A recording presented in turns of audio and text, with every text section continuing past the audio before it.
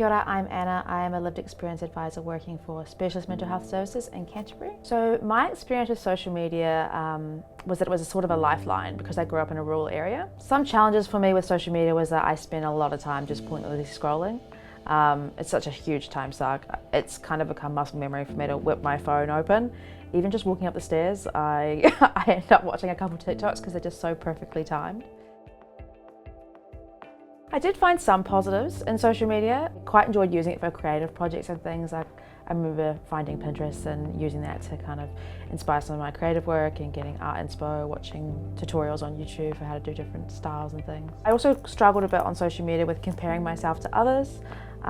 Just, you know, obviously you're happy for your friends when you see something good that's happening to them that they post about, but you know, it's not just one friend you see, it's almost everyone in your life. You see all these like best parts.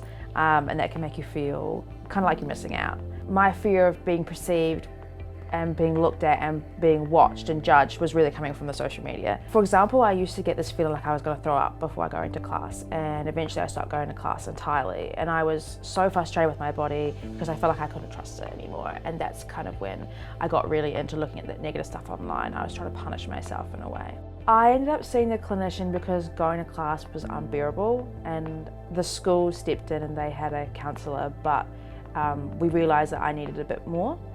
So we tried a handful of different services. We did brief intervention, we did some group work with other young people like me, and then I ended up going into specialist services. My clinician and I, we kind of figured out that the nausea was my body trying to communicate with me. Like I had been shoving down those anxious kind of warning signs. One of the most helpful things that I learned is that the body takes over when it's not being listened to.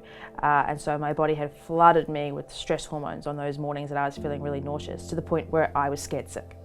And that was its way of trying to get me to listen. I guess my body was trying to tell me that I felt unsafe, that I felt anxious at school, because that's where all the things from social media became real. You know, all those people are there watching you, looking at you.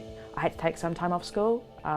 You know, I really didn't want to, but I had to. I needed to give my nervous system, my body, a chance to catch up. Social media, it's always going, it's so quick and so fast. I just got so used to keeping my brain at that speed. I mean, my attention span, it's still recovering, you know, and it's been years since I was in high school. I think social media can be very disingenuous at times, and it's hard to know how you're being received. You don't get to see the body language, and something you might have said to them in person and they found funny isn't funny when they're receiving it at home and they're going through a difficult time.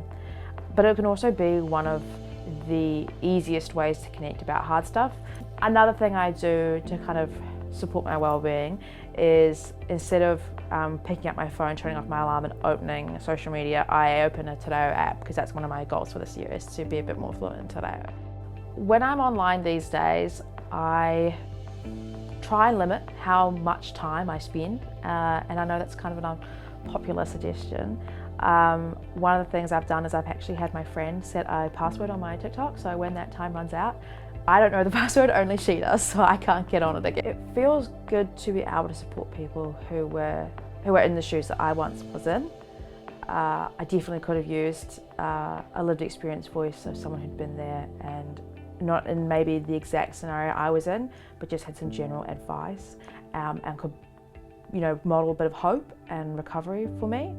Yeah.